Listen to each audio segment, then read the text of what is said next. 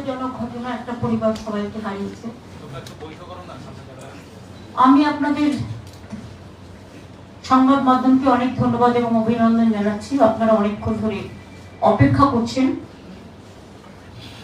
আজকে আমরা মেনলি কুচবিহার, জলপাইগুড়ি, আলিপুরদুয়ার, দার্জিলিং, কালিম্পং,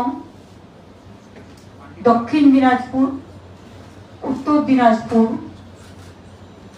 মালদা ও মুর্শিদাবাদ নিয়ে, মানে যেগুলো বন্যার প্লাবনে প্লাবিত হতে পারে এবং অলরেডি হয়েছে, তাদের সবাইকে নিয়ে মিটিং করলাম।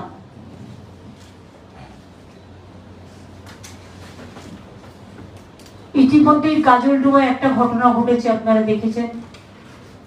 মানুষকে তো ফিরিয়ে দিতে পারিনি, কিন্তু সবাইকে অনুরোধ করবো বর্ষার সময় নতুন করে তার টানবেন না, আর বাড়ির তারে কখনো কারেন্ট লাগাবেন না, যেগুলো বেড়ার বাড়ি বা মাটির বাড়ি বা যাই বাড়ি হোক, তাতে কেউ হাত দিলে কারেন্টে পড়ে যায়।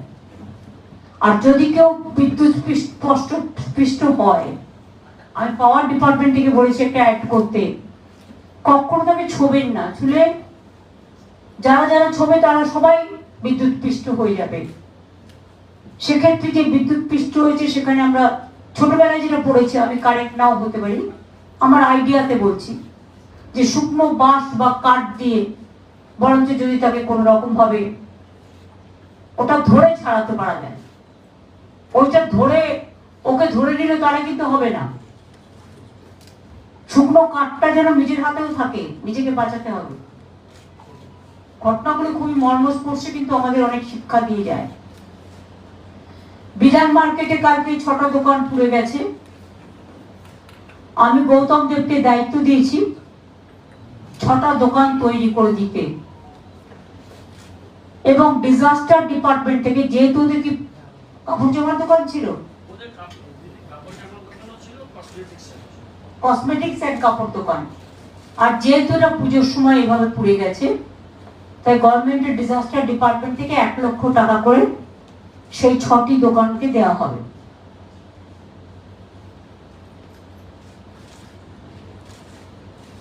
না, 6টা দোকান পড়েছে আমি জানি,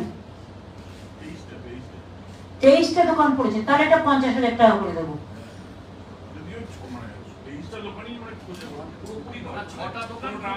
6টা দোকান যারা ব্যাডলি এফেক্ট হয়েছে তাদের 1 লাখ করে দেওয়া হবে, আর যেগুলো অল্প হয়েছে সেটাকে 50,000 টাকা করে দেওয়া হবে পুজোর সময়, আর দোকানগুলো তৈরি করে দেওয়া হবে। যেহেতু পুজোর সময় দেখুন মানুষের তো রুজি রোজগার একটা থাকে, এটা ম্যাটার করে। সারা বছর ধরে তারা জিনিসপত্র গুছিয়ে আনে বিক্রি করার জন্য, কাজে তাদের এটুকু হেল্প আমরা করলাম। এটা আমাদের করা উচিত ছিল বলেই করলাম। 2 হচ্ছে সব ডিএমদের এবং যারা আমাদের পাবলিক রিপ্রেজেন্টেটিভ আছে, জেলা পরিষদ আছে, পঞ্চায়েত সমিতি আছে, কর্পোরেশন আছে, সবাইকে অ্যালার্ট করা হলো। জলটা ছেড়েছে কৌশী নদী, 6 লক্ষ কিউসেক ছেড়েছে কৌশী নদীর জল। ফলে এই জলটা বিহারের গঙ্গা হয়ে ফরাক্কায় ঢুকবে, এবং ফরাক্কায় ঢোকার আগে এটা উত্তর দিনাজপুর, দক্ষিণ দিনাজপুর কিছুটা, ওদিকে গাজল, ওদিকে ইটাহার, ওদিকে হরিরামপুরের কিছুটা, এদিকে মালদার রতুয়া, হরিশ্চন্দ্রপুর, ভুট্টির চক তো অলরেডি আছে, ওদের অন্য প্রবলেম, ডিপিআর তৈরি হয়ে গেছে, ওদের বীজটা করবার জন্য, বর্ষার জন্য কাজটা করা যায়নি। এবং তাছাড়াও ফরাক্কা, সুতি, ভগবানগোলার, লালগোলারও কিছুটা পার্ট, এবং আরো যদি এলাকা থাকে, যেমন কুচবিহারে আমাদের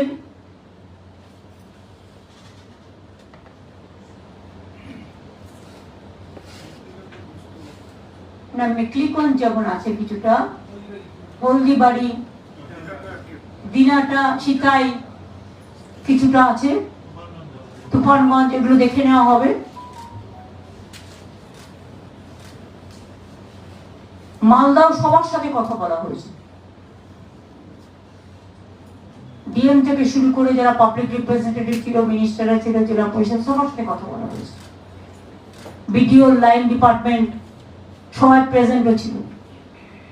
মুর্শিদাবাদও কথা বলা হয়েছে, উত্তর দিনাজপুরেও কথা বলা হয়েছে জেলার সাথে, জেলায় যারা ছিলেন। দক্ষিণ দিনাজপুরেও জেলার যারা ছিলেন সবার সাথে কথা বলা হয়েছে। জলপাইগুড়ি, আলিপুরদুয়ার, কুচবিহার তো ফিজিক্যালি প্রেজেন্ট ছিল, দার্জিলিং, কালিম্পং, কাশিয়াং, ডিএম শুধু ছিল ভার্চুয়ালি, বাদ বাকি অন্যরা প্রেজেন্ট ছিলেন। যা যা বন্যা ত্রাণে করা দরকার, যাদের ফসল বীমা মানে ফসল নষ্ট হয়েছে বা শস্য নষ্ট হয়েছে, আমাদের শস্য বীমার একটা টাইম করা থাকে প্রতি বছর 31শে সেপ্টেম্বর পর্যন্ত। কিন্তু যেহেতু লাস্ট উইক অফ সেপ্টেম্বর এই বন্যাটা আসছে, তাই ওটা আমরা এক্সটেনশন করে দিয়েছি এবছরের জন্য 31 অক্টোবর পর্যন্ত। বৃষ্টি যেই থেমে যাবে, শস্য বীমার আন্ডারে টাকাটা total government of West Bengal দেয়, চাষিদের 1 পয়সাও দিতে হয় না। তারা চিন্তা করবেন না, শস্য হোক, চাষের জমি হোক, তার শস্য বীমা আপনি পাবেন। রাস্তাঘাটগুলো একটা ইনস্ট্রাকশন আমাদের এমএলএদের এবং লোকসভার এমপিদের দেওয়া হয়েছে যে গ্রামীণ রোড তার এলাকায় এবছরটা তারা করবে। যেগুলো তারা করতে পারছে সারা বাংলা জুড়ে বলা হচ্ছে, যেটুকু তারা করতে পারছে সেটা জানাবে ডিএমদের, তাহলে আমরা যেগুলো করব সেটাকে বাদ দিয়ে করব, যাতে একটা কাজের ডবল ব্যয় না হয়। ঘরবাড়ি যেগুলো ভেঙে গেছে, ইতিমধ্যেই আপনারা জানেন গভর্নমেন্ট অফ ইন্ডিয়া ফ্লাডেও 1 পয়সা আমাদের দেয় না, যদিও flood control board, flood action এগুলো গভর্নমেন্ট অফ ইন্ডিয়ার অধীনে। ফরাক্কা ড্রেজিং করে না, ফলে ফরাক্কায় আরো জল জমা রাখতে পারত, যার জন্য বিহারও ডুবে, বাংলাও ডুবে, দুটো রাজ্যেরই প্রবলেম হয়। ড্রেজিংটা করলে 6 লাখের জায়গায় অন্তত 4 লক্ষ ধারণ করতে পারত, তাহলে এই জায়গাগুলো অনেকটা কম ডুবত। একদিকে পুজো, অন্যদিকে বন্যার থাবা, সবটাই মানুষের পাশে থাকতে হবে। পুজো বলে বন্যার ত্রাণে মানুষের কাছ থেকে সরে গেলে হবে না, এটাও কিন্তু একটা সেবা। সুতরাং বন্যার ত্রাণের মানুষের কাছে দাঁড়াতে হবে, পাশে দাঁড়াতে হবে। ভর্তিতেও 2 জন মারা গেছে নৌকাডুবি হয়ে, তাদেরও 2 লাখ টাকা করে দেওয়া হবে। আর 2 জন পরিযায়ী শ্রমিক যারা বাইরে মারা গেছেন, একটা ডেড বডি আসতে পেরেছে, একটা পারেনি, তাদের পরিবারকেও 2 লাখ টাকা করে দেওয়া হবে। এছাড়া প্রত্যেকটা প্রাইমারি হেলথ সেন্টারে অ্যান্টিভেনাম রাখতে বলা হয়েছে, যাতে সাপে কামড়ালে কেউ যেন বাড়িতে নিয়ে অপেক্ষা না করেন। সাপে কামড়ালে সঙ্গে সঙ্গে জায়গাটা বাড়িতে যা আছে গামছা টামছা দিয়ে খুব শক্ত করে বাঁধুন। বেদের প্রাইমারি হেলথ সেন্টারে চলে যান, মেডিকেল কলেজে চলে যান, হেলথ ডিপার্টমেন্ট, হেলথ হসপিটালে চলে যান, ওখানে অ্যান্টিভেনাম রাখা আছে, অ্যান্টিভেনামটা দিতে হবে, তাহলে সে সঙ্গে সঙ্গে বেঁচে যাবে। কি কেউ যদি অপেক্ষা করে তাহলে কিন্তু তার সেন্স নাও আসতে পারে। জল যেমন অপেক্ষা করায় না, আমি পাঁশকুড়া থেকে ফিরছিলাম, দেখলাম ন্যাশনাল হাইওয়েটা শুকনো, 15 মিনিটের মধ্যে দেখলাম কোমর পর্যন্ত জল। জল আগুন, সাপে কামড়, হৃদরোগ, এই টাইপের কিছু অসুখ আছে। প্রেগনেন্ট মাদার, গর্ভবতী মা, তারা কিন্তু তাদের সময় মতো ট্রিটমেন্টটা করতে হয়, অপেক্ষা করা যায় না, তাতে মা এবং শিশু দুজনেরই প্রবলেম হতে পারে।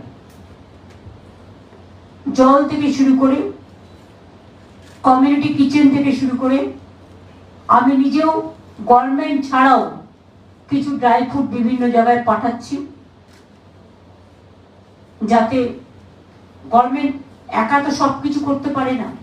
আমাদের পুলিশের লোকেরাও খুব ভালো কাজ করছে রিলিফে, তারাও গভর্নমেন্টের জিনিসগুলো এলাকায় এলাকায় পৌঁছে দিচ্ছেন। এটা একটা বড় কাজ, কিন্তু পুজো আসলে তাদের আবার ল অ্যান্ড অর্ডার আছে, গঙ্গার পার্শ্ববর্তী অঞ্চলে যারা আছেন, যারা জানেন জল উঠলে উঠতে পারে, এখন নেই বলে কালকে উঠবে না তার কোনো ব্যাপার নেই, কারণ যে জলটা ছেড়েছে সেটা আসতে 24 ঘন্টা লাগে। ফলে তারা যেন কালকে রাত্রি 12টা থেকে ডিএমএসপি মাইকিং করে অনেক জায়গায় লোককে শিফট করিয়েছে, এবং যতক্ষণ মহালয়ের হাই টাইড না কাটছে এবং ওয়েদার ডিপার্টমেন্ট ক্লিয়ারেন্স না দিচ্ছে, ততক্ষণ যারা গঙ্গা ভাঙন বা গঙ্গার সামনে এলাকায় বা বন্যাক্লিষ্ট অবস্থায় আছেন, তাদের বলবো প্লিজ কষ্ট করে কয়েকটা দিন রিলিফ সেন্টারে থাকুন।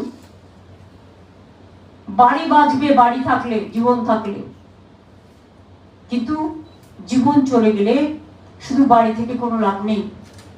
আগে জীবনটা বাঁচান, একটা জীবন খুব দামি। যারা নৌকো করে বিভিন্ন অঞ্চলে ত্রাণ দিয়ে বেড়ান, তাদের বলবো লাইফ জ্যাকেট ছাড়া স্পিড বোট এবং নৌকা ইউজ করবেন না।